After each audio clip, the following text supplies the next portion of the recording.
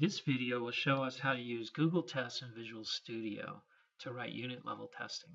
This first video will show you the first steps you need to make to get started. First, we need to create a GoogleTest project to build a static library. Then we create a unit level test project in the same solution to test the solution.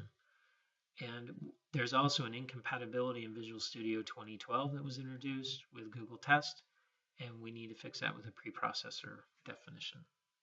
And then we'll write a simple test to make sure everything's working properly. So let's go ahead and get started. So I have a project that sits in the solution called Bitcoin. First thing I need to do is to add the Google test. So I will create a new project. It's a Win32 project, and we're going to name it Google Test. Again, the purpose of this is to build a static library that can be used in my solution. So I need to select static library, deselect precompiled header, and hit finish. Now that I have that done, I need to add the include path on where to find the header files so I can build this static library. So I go to Properties, I click on VC++ directories, and I hit the include directories here. I go ahead and hit edit, and I will add the Google Test home directory and the Google Test home include directory. Those are the two directories you need in that include path.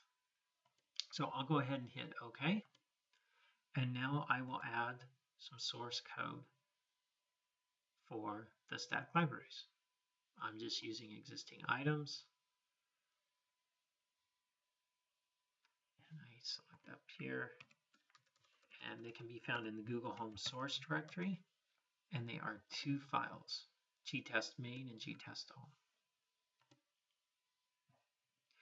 Now normally that's all I would do, and I would hit F7, and I'm going to do this so you guys can see with the incompatibility problems and what they look like. So as I hit the Google test, I can see in my compile window down here, I've got a whole bunch of errors. Standard tuple use. This is called the tuple problem. And this can be easily fixed by adding a precompiler definition. So we'll go up here to C and C++. We'll go to the preprocessor, and we'll go ahead and add this definition. It's called _variadic _max is equal to 10. Make sure you have no spaces in there. If you do put a space in there, you'll get a lot of different errors. So just by putting variadic max equal to 10, I can go back and recompile, and I will see that my problems are solved. While it's compiling, we'll move on to the next step. The next step is to create a project. Let's go to the solution, and we'll say add, and then new project.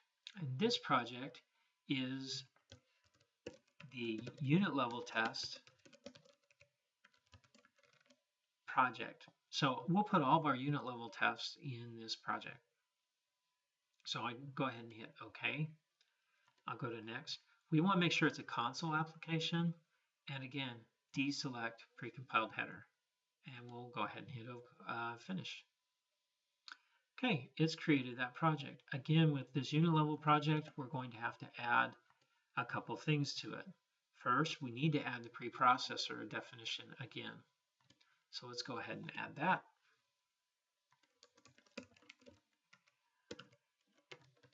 Variadic max is equal to 10. Again, remember no spaces. And go ahead and hit OK. And then also we need to include directories. Now this time the include directories are going to include one more directory than last time. We need to include the Bitcoin directory as well. So let's go ahead and make sure that we include that as well. Let's add both the home directory and the include directory. And then we'll add another one, and that's the Bitcoin directory in our solution. The reason we include that is that that contains the header files of the classes that we're going to be testing. So it should look just like this. 3 new include paths, GoogleTest include, and then the include path for the project that I'm testing. So next thing we need to do is go ahead and remove the header files from the project, the default header files, and the default implementation files. We don't need them. In fact, if you keep them in there, it gets confused on what to run as far as tests goes. Next, we're going to create a new CPP file, and the CPP file will contain a test. So inside this test, we have simple directives like the include directory for GoogleTest, the include directory for the class I'm going to test, and then this test macro and the assert macro. We'll explain those in a later video. Let's go ahead and save that, and then I can go ahead and compile that. So I hit F7. Oh, I have link errors. One of the things you need to do with these is you also need to add some references. So you right mouse click on the project, you go and hit references, and then you say add new reference. Make sure you select both Bitcoin, the project you're testing, and also GoogleTest. Now when I compile those errors, those link errors should go away. And they do. The next thing I want to do is to run my test. One thing to remember at this time is if I hit Control F5 to run the program, it's going to run the default program Bitcoin.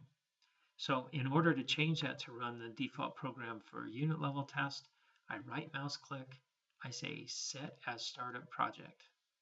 Once I do that and I hit Control F5, I should get my test to run, which it ran and everything passed. Now you're on your way to write lots of unit level tests for your project. Check out our next video where we explain more about this test macro and the assert macros available in GoogleTest.